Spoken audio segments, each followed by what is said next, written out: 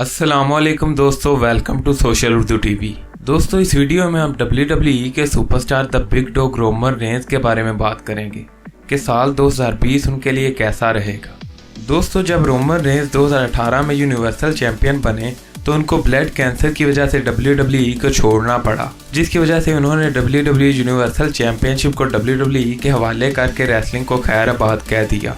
लेकिन 4 महीनों के बाद रोमन रेंस ने अपनी वापसी की और WWE के साथ 2 साल की डील साइन कर ली और रेसलिंग करने लगे।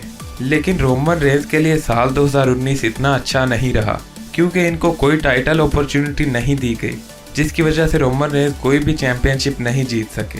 लेकिन क्या इनके लिए साल 2020 अच्छा हो सकता है? तो दोस्तों, आपको बताते चले कि रोमन रेंस के लिए साल 2020 बहुत अच्छा हो सकता है, क्योंकि साल 2019 के एंड में Roman Reigns men's Survivor Series जीत चुके हैं और 2020 में उनके लिए काफ़ी अपॉर्चुनिटीज़ हैं।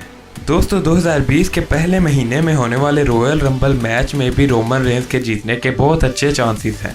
दोस्तों, एक्सपर्ट्स के मुताबिक रेसलमेनिया 36 जो कि 2020 में होगी, उसमें Roman Reigns versus the field के मैच के बहुत ज़्यादा चांसेस हैं, जो कि एक बहुत बड़ा मैच हो सकता है। दोस्तों, WWE की गेम 2K20 में भी रोमन रेंस को कवर पेज पर रखा गया है, जो कि इस बात की निशानदेही करता है कि 2020 रोमन रेंस का साल होगा। तो दोस्तों, आप रेसलमेनिया 36 पर रोमन रेंस का मैच किसके साथ देखना चाहते हैं? कमेंट सेक्शन में कमेंट ज़रूर कीजिएगा। और अगर ये वीडियो आपको पसंद आई हो तो इसे लाइक ज़रूर कीजिएगा और हमारे चैनल सोशल उर्दू टीवी को सब्सक्राइब करके साथ मौजूद बेल आइकन को भी प्रेस कर लें ताकि हमारी आने वाली वीडियोज़ के नोटिफिकेशंस आपको मिल सकें।